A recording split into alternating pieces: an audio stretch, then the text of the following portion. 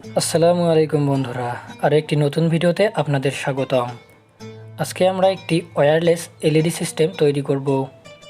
এর জন্য আমাদের প্রয়োজন হবে একটি IRF Z44N মসফেট এবং 20 নম্বর সাইজের ইনসুলেটেড কপার ওয়্যার 12 ফুটের মতো, 6.5 ফুটের মতো কপার ওয়্যার কেটে নিব। এরপর কপার ওয়্যার থেকে একটি লুপ বা সেন্টার পজিশন বের করে সেটি ভাঁজ দিয়ে রাখব।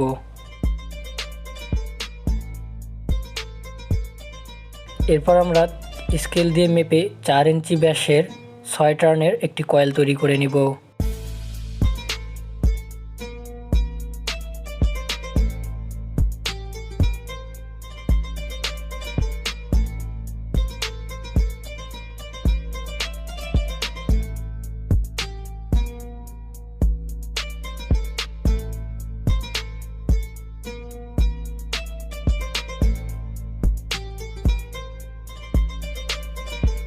কয়েল তৈরি শেষ হলে কপার ওয়্যারের কিছু টুকরোর মাধ্যমে আমরা কয়েলটি ভালো করে বেঁধে নিব, যাতে কয়েলটি নড়াচড়া করতে না পারে।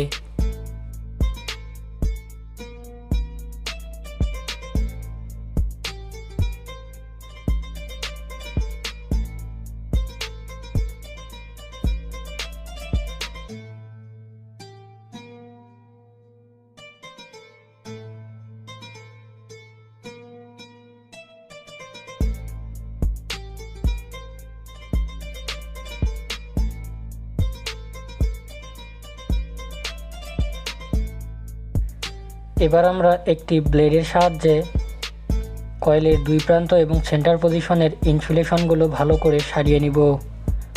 ভালো করে সোল্ডারিং করার জন্য অবশ্যই ইনসুলেশন ভালো করে সরাতে হবে।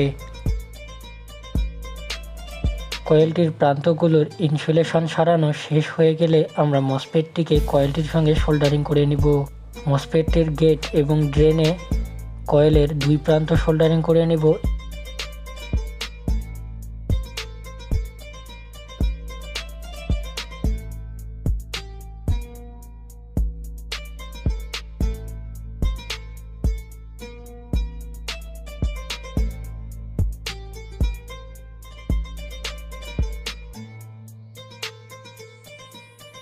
এবার আমরা কয়েলটিতে সাপ্লাই দেওয়ার জন্য মসফেটটির সোর্সে কালো তারটি সংযোগ করব এবং কয়েলটির সেন্টার পজিশনে লাল তারটি সংযোগ করে নিব।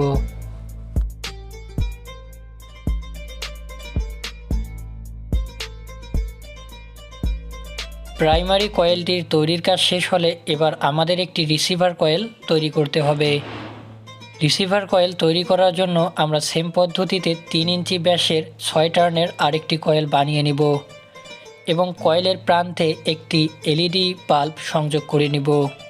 আপনারা দেখতে পাচ্ছেন আমরা কয়েলটির প্রান্তে একটি এলইডি বাল্ব সংযোগ করে নিয়েছি। এখন আমরা প্রাইমারি সার্কিটটিতে ডিসি 5 থেকে 9 ভোল্ট সাপ্লাই দিব। সাপ্লাই দেওয়ার পর যখন আমরা রিসিভার কয়েলটিকে প্রাইমারি কয়েলের ভিতর রাখতেছি তখন বাল্বটি জ্বলে উঠতেছে। আপনারা দেখতেই পাচ্ছেন বাল্বটি প্রায় ফুল ব্রাইটেই আলো দিচ্ছে।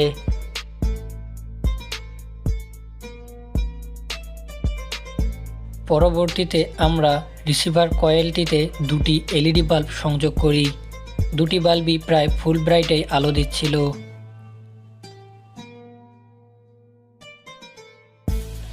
এরপর আমরা 1 ইঞ্চি সাইজের একটি বই প্রাইমারি সার্কিটের ওপর রেখে দিয়ে এর ওপর রিসিভার সার্কিটটি বা কয়েলটি দেই।